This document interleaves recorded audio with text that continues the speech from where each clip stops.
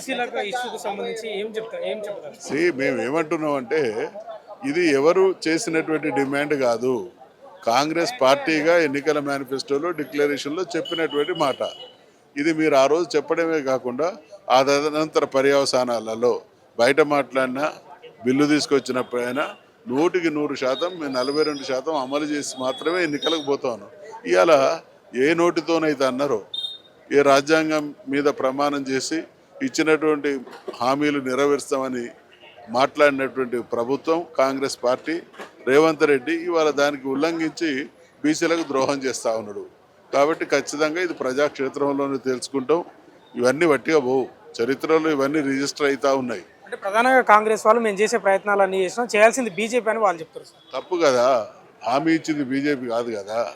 నువ్వు ఏం ప్రయత్నం చేసినావు? ఢిల్లీకి పోయినావా? ప్రధానమంత్రి దగ్గరికి డెలిగేషన్ తీసుకుపోయినావా? ఢిల్లీ స్థాయిలో ఒత్తిడి తెచ్చినావా? పార్లమెంటులో మీరు రాహుల్ గాంధీ అడిగిండా? మీరు ఢిల్లీలో చేసినటువంటి ధర్నాకు సోనియా గాంధీ వచ్చిందా? అంటే ఈ నోరున్నది కదా అని మాట్లాడి నమ్మించే ప్రయత్నం చేస్తే జరుగుతున్నటువంటి విషయంలో అర్థం చేసుకోలేనటువంటి స్థితిలో ఈ జాతి లేదు, ఇక్కడ ఉండేటువంటి బీసీలు లేరు. ముమ్మాటికి తన దగులుబాజీతనానికి ఏదో నమ్మించేటువంటి మాటల ద్వారా పబ్బం గడుపుకునే ప్రయత్నం చేస్తూ ఉన్నాడు. విషయాలు పూర్తిగా అర్థమైంది. ముమ్మాటికి ద్రోహి కాంగ్రెస్ పార్టీ రేవంత్ రెడ్డి. చివరికి సార్ ఒకటి, బీఆర్ఎస్ వాళ్ళు కేవలం కాంగ్రెస్ వాళ్ళని విమర్శిస్తున్నారు, బీసీ రిజర్వేషన్లకు సంబంధించి బీజేపీ వాళ్ళని ఎందుకు విమర్శిస్తలేరు అంటే ఏం చెప్తారు? ఇప్పుడు బీజేపీ కాంగ్రెస్ రెండు కూడా సమాన బాధ్యులు. కారణం ఏంటంటే ఈ దేశంలో రాజ్యాంగం అంబేద్కర్ మహానుభావుడు రాసిన తర్వాత అనేక సందర్భాల్లో దేశ ప్రజల అవసరాల కోసం రాజ్యాంగం సవరించబడ్డది. ఇప్పుడు ఈ 9th షెడ్యూల్లో చేర్చాలంటే కూడా ఆ సవరణ అవసరం. కాబట్టి రెండు పార్టీలు కూడా చేయాలి. కానీ చేసేటువంటి క్రమంలో ముందు చొరవ చూపించాల్సినటువంటి పార్టీ కాంగ్రెస్ పార్టీ. వాళ్ళు రాహుల్గా మీరు చూసారు కదా, మీరందరూ కూడా మీరు వీడియోలో మీ క్లిప్పింగ్స్ కూడా ఉన్నాయి. ఈయన ఢిల్లీలో ధర్నా పెట్టి మమ్మల్ని పిలవకుండా మేము మోడీని దిస్తాం, మా రాజ్యాంగాన్ని ఆ తర్వాత మా రాహుల్ గాంధీ ప్రధానమంత్రి అయిన తర్వాత చేస్తామని అంటే ఏమన్నట్టు ఢిల్లీలో ధర్నా చేసింది ఢిల్లీ మీద ఒత్తిడి తీసుకురావడానికి, విషయాన్ని అర్థం చేసి వాళ్ళ సహకారాన్ని కూడా తీసుకోవడానికి. ఈయన పోయింది ఆయన పార్టీగా పోయిండు, ఆయన వందే మాతరాలను తీసుకొని పోయిండు.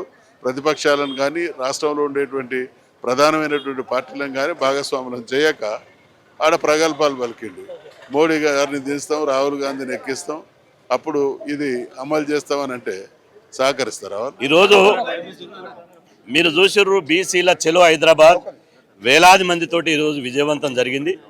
ఇలా రాష్ట్ర నలుమూల నుండి స్వచ్ఛందంగా వేల మంది హైదరాబాద్ తరలి వచ్చారు. బీసీలను మోసం చేశారు.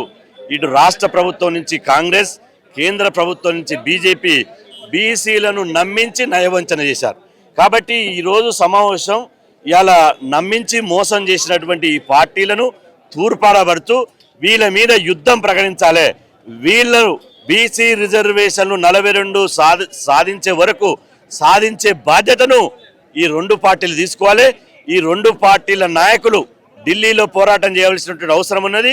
కాంగ్రెస్ ముఖ్యంగా రేవంత్ రెడ్డి గారు అఖిల పక్షాన్ని తీసుకొని ఢిల్లీకి పోవాలి. రాహుల్ గాంధీ మౌనం వహించి ఇవాళ బీసీల పట్ల కేవలం బహిరంగ సభలలో మాట్లాడడం కాదు. మీకు రాహుల్ గాంధీ గారికి చిత్తశుద్ధి ఉంటే 240 మంది ఇవాళ ఇండియా కూటమి పార్లమెంట్ సభ్యులు ఉన్నారు. వాళ్లతో పార్లమెంట్లో నరేంద్ర మోదీతో యుద్ధం ప్రకటించాలి. పార్లమెంటును ఒక్కరోజు, 1 గంట, 1 నిమిషం కూడా ఇవాళ నడవకుండా పార్లమెంట్ను స్తంభింపజేసి రాహుల్ గాంధీ గారు బీసీల పట్ల చిత్తశుద్ధి చాటుకోవాలి. అదేవిధంగా ఇవాళ బీజేపీ పేరుకే నరేంద్ర మోదీ నేను బీసీ ప్రధానమంత్రి అంటే తప్ప ఆయన చేసింది బీసీలకు అల్లికి అల్లి, సున్నకు సున్నా, గుండు సున్నా తప్ప బీసీలకు ఏమి చేయలే. నరేంద్ర మోదీ కనుక బీసీ బిడ్డ అయితే, బీసీల పట్ల చిత్తశుద్ధి ఉంటే 42% రిజర్వేషన్ల మీద బిల్లు మీద ఇవాళ పార్లమెంటులో చర్చకు పెట్టాలి, ఆమోదించాలి. బీజేపీ తెలంగాణలో అధికారంలో రావాలంటే, బీజేపీ బీసీలకు బద్ధశత్రువు కాదని నిరూపించుకోవాలంటే ఈ బిల్లుకు మద్దతు ఇవ్వండి.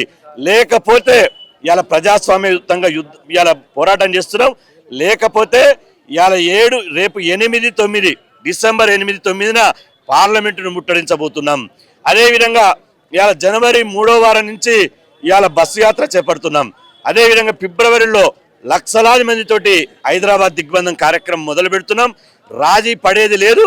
బీసీలు అంటే బీసీల తడాకేందో, బీసీల బలమేందో ఈ మదమెక్కినటువంటి ఈ ఆధిపత్య అగ్రకుల రాజకీయ పార్టీలకు బుద్ధి వచ్చే విధంగా మా పోరాటం ఉంటుందని చెప్పి ఈ సందర్భంగా తెలియజేస్తున్నాం.